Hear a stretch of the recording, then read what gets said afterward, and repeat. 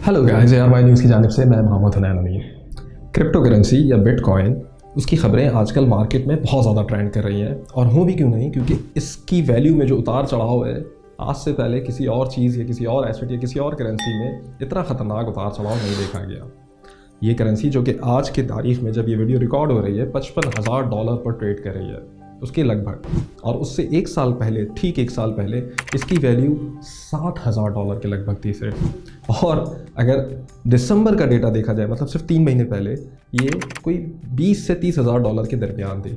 तो इतना ख़तरनाक उतार चढ़ाव एक ऐसी करेंसी में जिसको पूरी दुनिया बहुत ही शक की निगाहों से देखती है। बहुत सारे लोग इसको बहुत ही फ़ायदेमंद ट्रेड समझते हैं, बहुत सारे लोग इसको बहुत ही ख़तरनाक ट्रेड समझते हैं। लेकिन ये क्रिप्टो करेंसी है क्या? इसके हवाले से मुझ समेत बहुत सारे लोग ऐसे हैं जो कि इस बारे में कुछ नहीं जानते। ये इतना कॉम्प्लिकेटेड सब्जेक्ट है।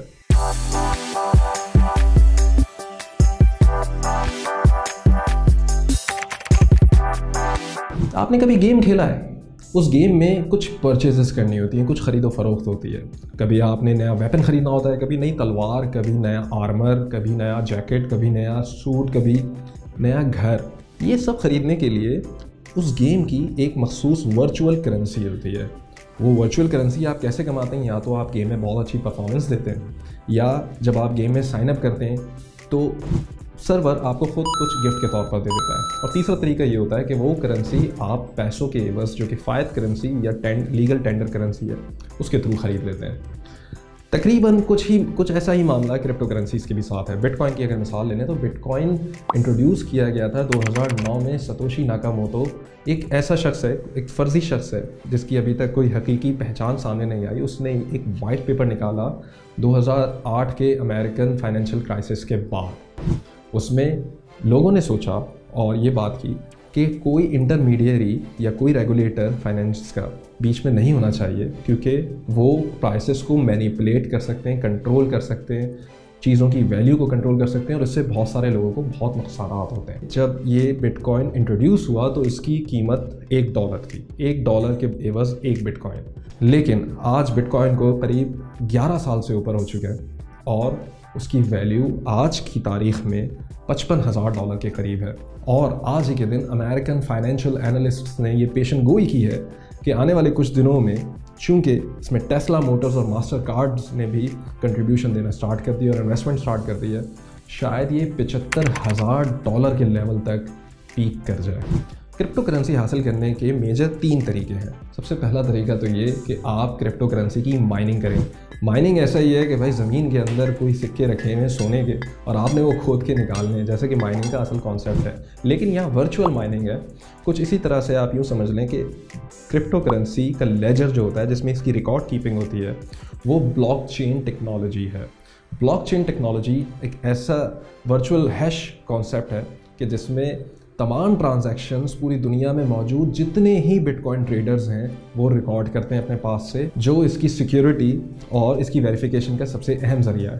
क्योंकि पूरी दुनिया के पास एक ही डेटा है, तो निहायत कम चांस है कि वो डेटा कभी ब्रीच हो या उसकी वायलेशन हो या उसमें चोरी मुमकिन हो। तो इसी तरह जब बिटकॉइन के ट्रेडर्स या बिटकॉइन की ख़रीदो फरोख्त में जब कोई ट्रांजैक्शन होती है तो वो एक ब्लॉक की सूरत में रिकॉर्ड हो जाती है। वो ब्लॉक दर ब्लॉक दर ब्लॉक दर ब्लॉक एक चेन की सूरत इख्तियार करते हैं और उस नए ब्लॉक को एक कोड देना होता है। उस कोड को कहते हैं हैश।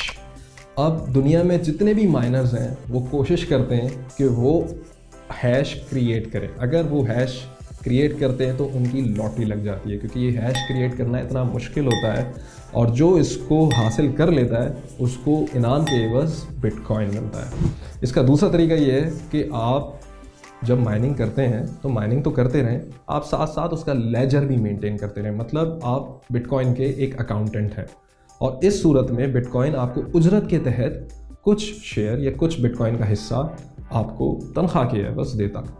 तीसरा तरीका, आप फ़ायद करेंसी या लीगल टेंडर करेंसी से उसको ख़रीद लें और जब आपको लगे कि इसमें वक्त आ गया बेचने का या मुनाफे का, या आपको कुछ ख़रीदो फरोख्त करनी है, तो उसको एक्सचेंज करेंसी के तौर पर इस्तेमाल करें।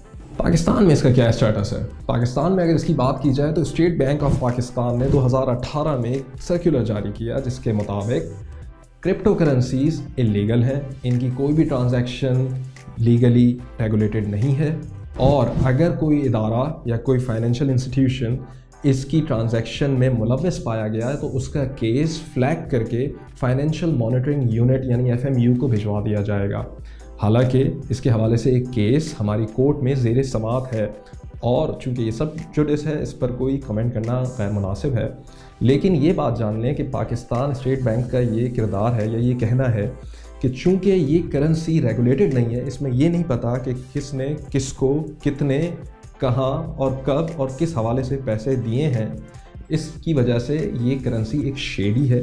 इसमें टेररिज्म फाइनेंसिंग भी हो सकती है, इसमें मनी लॉन्ड्रिंग भी हो सकती है, इसमें ह्यूमन ट्रैफिकिंग के हवाले से भी पैसे इधर से उधर हो सकते हैं और इसमें ड्रग माफिया भी बहुत ज़्यादा थ्राइव करती है।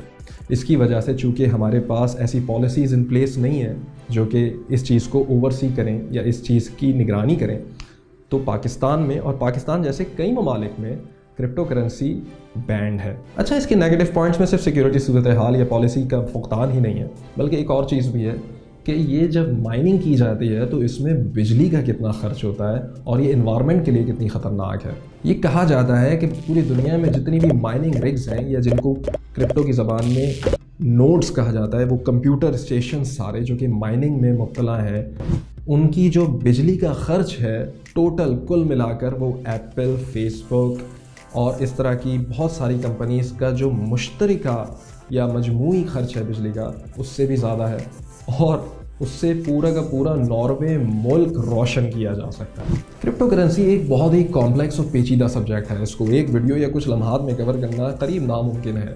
लेकिन अगर आपके कुछ सवालात हैं या फीडबैक है तो प्लीज़ हमें लिख भेजिए ARY न्यूज़ पर या ARY स्टोरीज़ पर, और इस हवाले से हम आपके लिए मज़ीद वीडियोस बनाएंगे और इस तरह के मज़ीद टॉपिक्स जो कि आपको समझते हैं कि इन पर एक्सप्लेनर्स बनने चाहिए, हमें लिख भेजिए। बहुत बहुत शुक्रिया।